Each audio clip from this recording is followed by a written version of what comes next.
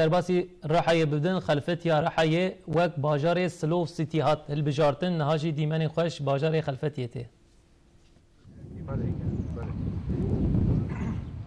Türkiye pişti seferi sar Gökçeada vize Perşembe Yeni Pazar Taraklı Yalvaç u Akyakay leherema rojelatê başûr xelfetiya rihayê weke bajarên hêdî yani Slov City bu hilbijartin.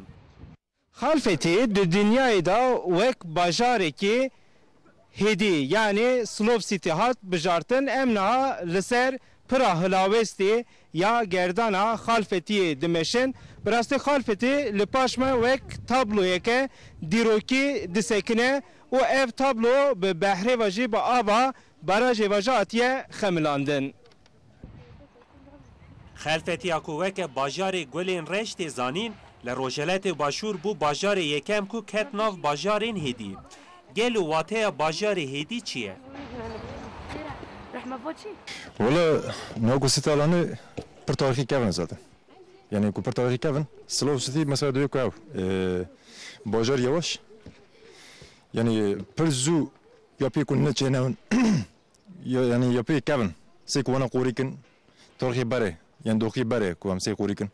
Mesela on dünya so kavre ka ev, xone giyo kavrin. Piraniya bajarê xelfetiyê ku bi erdnigarî û taybetiya avayên xwe yên kevirîn wek bi hiştek biçûk tê zanîn dibin ava bendava bîrecikê damaye. Benê mizgefta xelfetiyê jî dibin avê damaye. Li xelfetiyê mizgefta dîrokê bi noqavûnê rûbirû ye li benda xelaskirinê ye. Bajarê ku bi darên lîmon û pirteqalan dihat zanîn niha bûye weke bajarek li ber rexê behrê. Ji şikeftan heya mizgeft dêr û qonaxan gelek awayiyên dîrokî şahîdiya vê dîroka kevnare dikin. Di nav şikeftan da ji bo çaywexwarinê jî cî hatine çêkirin. Xelfetî êdî dibe mîna bajarek sahîl û turizmê jî. Wazîfedarê Mudûriyeta Çand û Turizmê Müslüm Acar dibêje pêwîst e ku li vir ji bo turîstan xebat bên meşandin. Turizm ona göre yani bare jve apêce xeratîrû. Yine ku mer dünyasa mesela ku sev pozarın mer ku tesa şunu ku mer li arwe xwesekantin bide terne. Bi taybetî xwandekarên piçûk yên navçe û bajarên din tên vir û ev ciyên dîrokî dibînin.